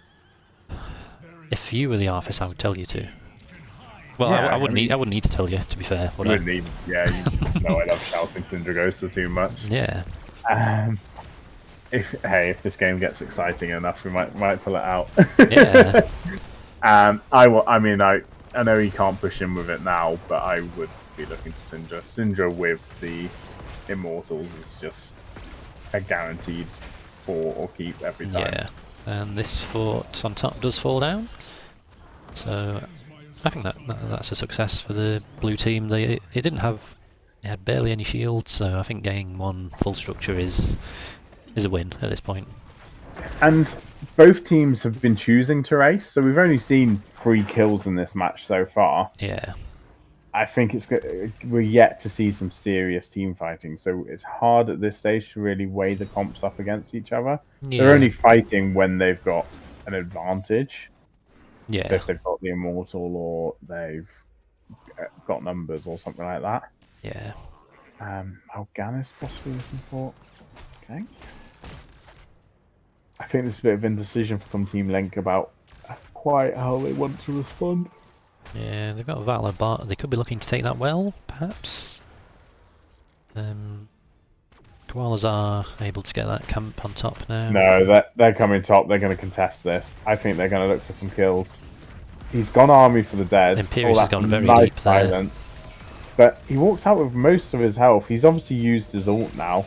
Ooh. And he landed every bit of it on Jaina, who has also used Elemental. So ults traded similar cooldowns, those two, only 10 seconds between them, so... Yeah, and both teams going to be going for their bruises. Get ready for the objective. And do you think anyone's going to defend? I think they're going to both try to race the first half and then make a decision from there. Yeah, I mean, they are fighting on each other's side, so we're probably going to see a fight before it. But we do see the gank attempt on Arthas, nice wave of force from Ming. You need to retract melted. That word attempt, because that was a very successful gank. It was. Here comes the sleep from Mal'Ganis. I was wondering if we were going to see a counter engage, but no, not just yet. No, the Stukov silence had just been used, the Valor ult had been used, so yeah, there was no follow-up on that. Yeah. They're obviously now going aggressive. I think you still defend this as 4-man, especially as soon as you see the Artanis appear in top lane. Yeah, I would look to defend that. You've got the Stukov routes, just get some kills, but yeah. Okay, taking a fort. They don't have the Stukov routes just yet. They should do after they capture this. Yeah. Or thereabouts. As the blue team hit 13 and the red team will be following them shortly. The red team need to get here and start defending quickly before it's too late. Time is ticking away very quickly here. They are not responding quick enough, and they're attacking. Okay. I think that's the wrong choice. I think you should have just looked it for the team right. I know you haven't got 13, but fighting around that Immortal is such an advantage anyway. This is going to be painful for them. Yeah, it's a lot of shields on that Immortal. I suppose they have got rid of almost a quarter, but talent's all looking very sensible. We have got the Stukov route, so we might see some plays coming from Stukov now. I mean, the Stukov was well respected in those first 2 maps, so I have very high expectations. I kind of do have quite high expectations. He's landed some nice silences already in this Definitely, game. yeah. Now he's got the roots, I expect to see some kills from it. Yeah. I think perhaps the Mal'Ganis has been extending quite a lot to get his CC. That's a nice heal from the Alex Straza. Yeah. Making sure that Imperius dies. But that's on cooldown now. The Stukov silence and Stukov root will already be back off silence. Back off cooldown. Just so excited when I see the silence, I should say it. This is going to be a keep as well. Nice stun. Going quite deep, he's taking a lot of damage though. The sleep is preventing any healing coming his way. Oh. Now, it's not the first time we've seen him be a bit over-aggressive under forts or keeps. Did it a lot as Diablo as well. Yeah, Artanis isn't getting out here, but nice min combo on the Jaina for the counter kill. I think that's very important. I thought that Jaina kill was going to turn the fight then. I actually thought they were going to turn around, re-engage, and go for a team wipe there. I think getting that kill so they can't push with pushes 5 is very important. Like, they could have been in trouble there if they hadn't got that. But as you can see, red team are having to play a bit more passive now, just getting the camp and soaking, so... Death timers are low enough still that nothing too crazy can be done. Following up on those deaths. You're not going to see any buildings being taken just yet. What's good for Team Link at the moment is obviously that bot lane so far pushed in that even though their keeps taking damage, it should be fairly safe for the immediate future. They're going to go clear top and then probably look for a fight again. Get 16, look for a fight. Ming Orb, missing. The Ming's done a really good positioning job in the game so far. Just getting around the sides of the teams and just throwing those orbs in and putting some damage in. I think sometimes when you've got like an Imperius stun and a Grey Mane follow-up, it's easy to overlook those fat orbs flying your way as well. Definitely. Bruiser camps are up for both teams, so we'll see those being captured before the objective. Very quickly captured as well. Both teams are ready. Get them. Both teams getting level 16 about the same time. Interesting. Fairly standard talents from what I can see. Killer Koala going aggressive. What I actually want to see from Link is not fighting too far away from their Immortal. I mean, that was a nice route and silence on the Imperius. Mal'Ganis is being punished now, along with the Arthas. They're just going to come back out, surely. Don't push into that dragon. Nah. I mean, nice kill on Mal'Ganis. Yeah, they got the Artanis low, but the Lifebinder saved him and got him nice and healthy again.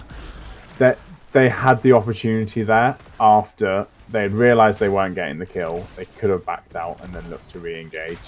Instead, they just kept fighting, and Mal'Ganis got punished for it. So perhaps a little bit of greed, perhaps a bit of tunnel vision. There's nothing wrong with just accepting that the dragon's been popped and disengaging and coming back. Especially when you weren't fighting under your Immortal at that stage. So by the time you had backed up to your Immortal, the dragon would have been used. Yes. Easy to say when you're looking down at it. Oh yeah, definitely. So that's a full shield Immortal. Absolutely no damage done by the red team. Definite keep, would you say, with that full shield, or? Yeah, I mean, so the last Immortal was nearly a full shield for them, and they got a fort that had 2 towers, as well as 2 towers and half of a keep. So they're going to absolutely breeze through this keep. I think they'll be lucky not to lose half of the core health. Yeah? Yeah. I mean, the red Link do have a lot of damage, so I think blue team need to make sure they occupy them so they can't focus that Immortal. I think if they can kind of like distract them a little bit, then yeah, I think core's a definite possibility. It's those orbs coming in from the Ming, the Grey Mane auto attack, they're destroying structures really quickly. Yeah, and there's a lot of pokey pressure that's stopping Valor from being able to step up and chunk down the Immortal. Li Ming and Greymane are paying no attention whatsoever to the other team heroes. That's all being done by Artanis and Imperius. They are just focusing structures. So here we are. Here we are. Potential end. The Nice shields are orb. gone. Massive orb on Valor and Jaina. Knocked them low and they've had to back off. Lifebinder on Imperius. Oh. Valor got absolutely deleted by Li Ming. That was beautifully done. And this is going to be game. Yeah. Imperius falls, but it doesn't matter. Red team have enough damage. Blue team Koalas have enough damage on the core that they can take it out. That Li Ming at the end got the orb on the two of them, forced them to back into the well to heal up. Yeah. As soon as that Valor stepped back out, she just went, "Thank you very much, dead." Yeah. That was nicely done. I don't mind giving you points back there. Yeah. You definitely bet on the right. That team fight was impressive. Obviously, well played by Team Link. I think you had a nice comp. I think with the Mal'Ganis setup, followed by the Stukov silence. Yeah. It was almost what happened in their favor in the first game, where they had a nice plan, but the other team had such an aggressive comp that they couldn't execute it because every time they tried to, they were on the back foot, having to back out again. They weren't able to get the route and follow up on it. They were instead going, "Oh God, Mal'Ganis is nearly dead. Run!" Do we have a captain's interview? I will ask now. This is the most important part of any game. We love a captain's interview.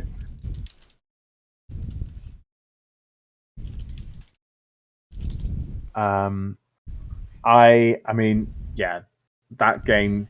I mean, it shows from their match history. They've played 4 times in the past and they've won 2 times each. That match could have gone either way again, and it went 2-1 to Koalas. Last time it went 2-1 to TSEA Link. So, yeah, at the moment it's sitting as 3 matches to Koalas, 2 matches to Team Link. I'm sure they'll meet again next season, or possibly even again later in this season. Yeah, they could well meet in the Epic Cup. But yeah, as anticipated, that was a really exciting match. Good news, as is, from Killer Koalas has agreed to an interview, I believe. So if we make our way over to the interview room.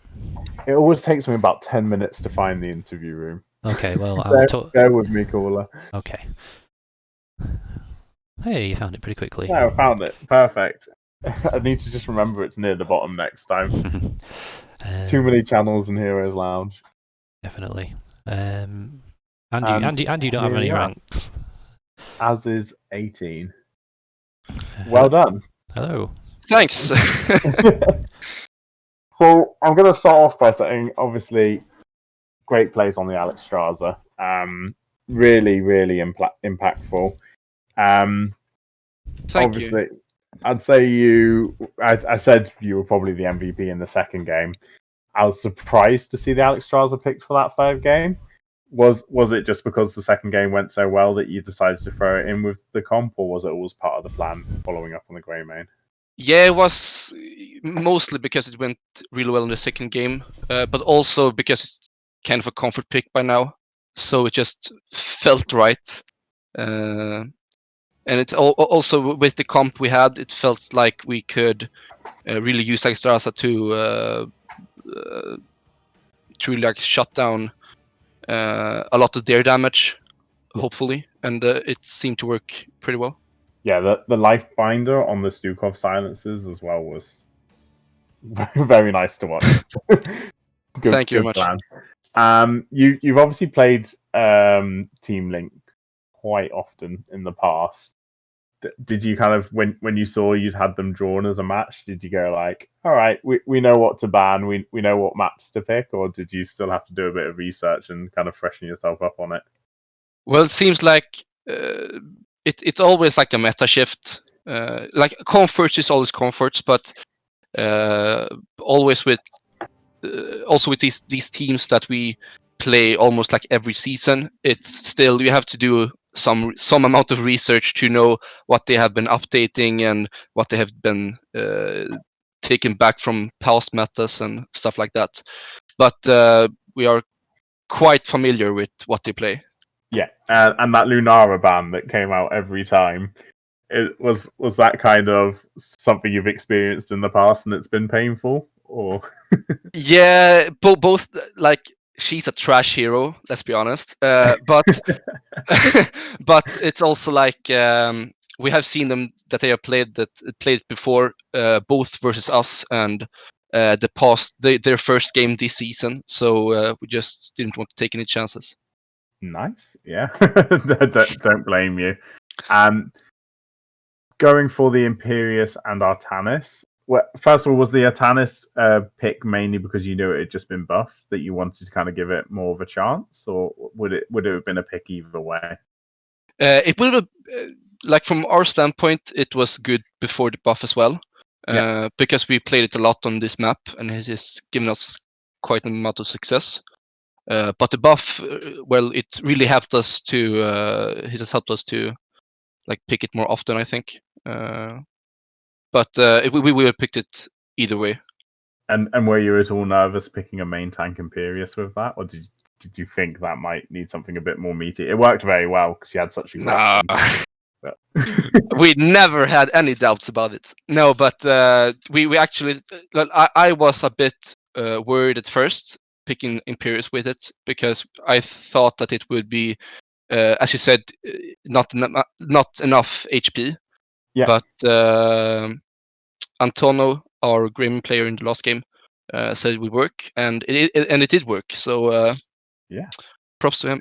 Hats off, yeah. How are you feeling after that first kind of game, the first loss? Was it like okay, well, it was close, we can come back into this, or did it make you feel a bit nervous?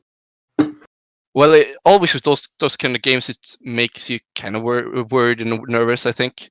But we're lucky that, like, when we lose, I'm quite salty about it. But the other players are quite good to see the positive sides in the post game, to work on and improve. So, like, I was maybe a little nervous, but the rest of the team was. I don't think they were so nervous. I mean, the Gus into the Horrify, it's quite a scary combo. Like, having seen it, I was like, I would like to see that again, and I would like to see it work in your favor, because you could easily get team wipes from that. It really deserved a better ending. Yeah, so I definitely wouldn't shelf it. I quite want to see it again, and you might see AFK for Coco stealing that in the future from you guys. So no, it was good fun. It was great to cast. It was a really exciting match. So yeah, well done again for winning. I don't know if Poppin has any questions. No, that just about covered it. Do you have any shout outs before we finish?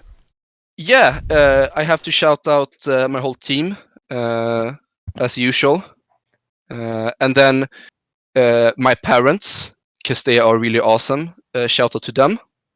And also shout out to the company Frödinge, who makes the best kladdkaka in the whole damn world. Okay. Other of those things are available. Here's the important question from it. Are your parents watching? They are not. They are never watching my games, but I need to shout them out. So if they maybe watch one game, they will see me shouting them out. Excellent. Well, they can always catch it up on repeat. I'm a big fan of forcing parents to watch a game they don't understand. Yeah, of course. Cool. Well done, and hopefully we'll cast you again in the future. Yeah, me too. Cool. Cheers. Well See played. ya. Cheers. Thank you. Cheers. Bye-bye. Bye. Let's go back to our chat quickly. And yeah, here we are. So, end of another match. Any last words on that? Any kind of things that you thought about after the interview? No, not particularly. But it's a very exciting game. Very close. Yeah, I don't know if it was just because it was a bit earlier popping, so I was less sleepy, but that was possibly one of the more exciting games we've got into stream. Yeah, I couldn't really decide who was going to win for most of them. Like, It genuinely felt like it could have gone either way. Yeah, every map within that match could have gone either way, I think. Yeah. And both of them trying some quite interesting stuff as well. Yeah. So yeah, it was nice to watch. And as usual with the captain interviews, I know everyone comes to the captain interviews in good moods, but enjoyable, and I think it makes it quite nice to know that there's nice people behind the teams, behind the names that you can't pronounce. Definitely, yes. Yeah, I think Right, that's it. that's it. We can go do a couple balls ourselves. Yeah, let's go play the game instead of talking about the game. Yeah. Cool. Thanks everyone for watching. Yes, thank you everyone. Cool. We'll see you soon. See ya. Bye bye.